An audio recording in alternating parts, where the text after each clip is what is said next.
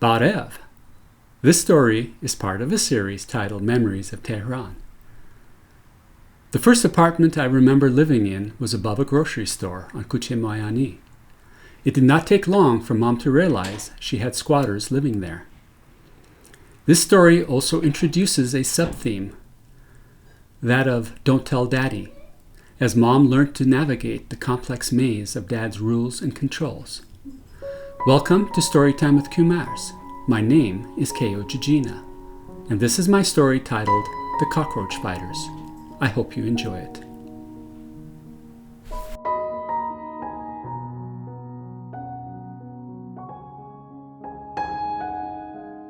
How about some good old-fashioned Bastani, if you boys do what I tell you?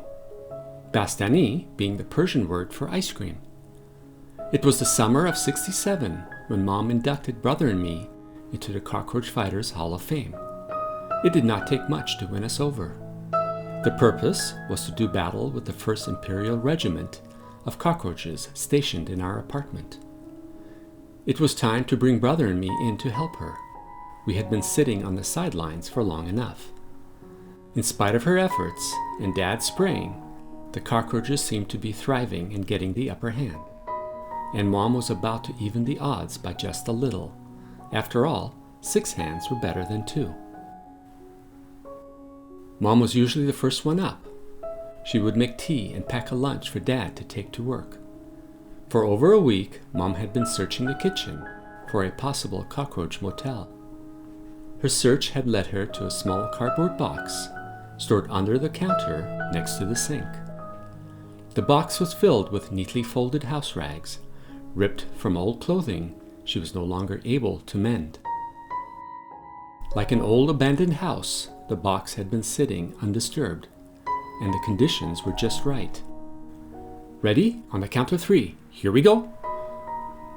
Brother and I were stationed opposite ends of the kitchen. Mom poised herself in the middle, assuming a squat position, very similar to that of a sumo wrestler preparing for a match. After performing the ritual salt throwing, Mom prepared to tip the box over and send the cockroaches fleeing.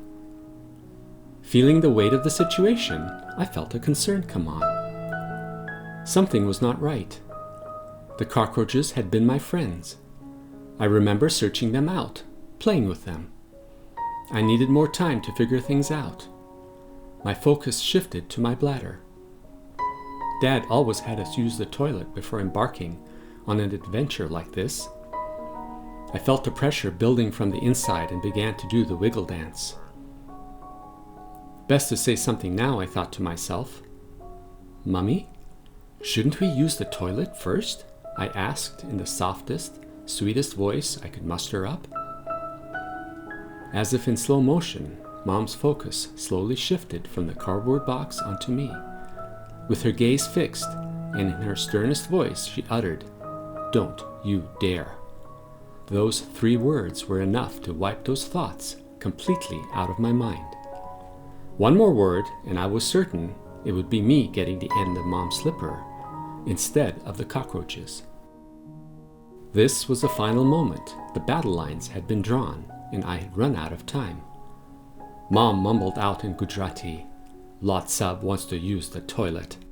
Lord Sahib being a derogatory term for His Highness. Ready? We were back on. 1, 2, 3. In an instant, the box was flipped over and all the contents came spewing out. What was thought to be a modest cockroach motel of about half a dozen to a dozen turned into a full-scale invading army. The cockroaches scrambled in all directions. By this point, no one was keeping count. There was too much going on. Cockroaches spilled out onto the tile floor like an ocean current, sweeping across dry land during a tsunami. "Get them!" cried Mom. "Don't let them get away!" Mom made a dive for the floor with slipper in hand. The first casualty of war, she nailed the cockroaches with a single thump, touching off a full-scale assault on all sides. The pounding and shrieks of excitement began to fly, and did not let up for what seemed like a very long time, but in reality was only a matter of minutes. One of the cockroaches made a beeline for me. I shrieked and jumped in an effort to avoid stepping on it. As I landed, I felt a crunch on the bottom of my house slipper. Gently taking a step to the right, unveiling the remains of my first victim, I stood and watched in horror. A sudden bellow pulled me back into an alternative reality. "You stupid boy! You are letting them get away!" I turned around and chased after an offender making a run for the living room. The little critter was fast and snuck under a cabinet. "Got it!" I yelled, hoping a half-truth might save me. The battle in the kitchen continued. Mom was ferocious in her pursuit, pounding the hairy creatures into submission, with the frequency of a wasp repeatedly stinging its victim. This time, they were not going to get away, as stacks of pots and pans were overturned and anything else that stood in her way. Brother and I did the best we could to match Mom's speed and tenacity, but falling far short.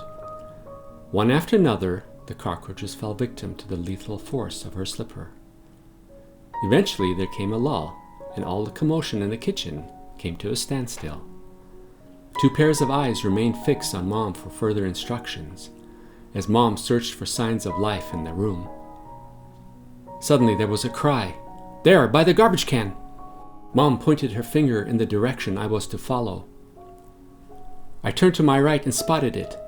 3 strikes, thump, thump, thump, and the cockroach lay dead. Overkill, as 1 thump would have done the job quite well. One more scan of the kitchen perimeter, and the battle was over. Mom had us place our weaponry into the kitchen sink, remove our house slippers, and go off to our room and play. After this, we would only be a hindrance to the cleanup effort, and best the brother and I were not there.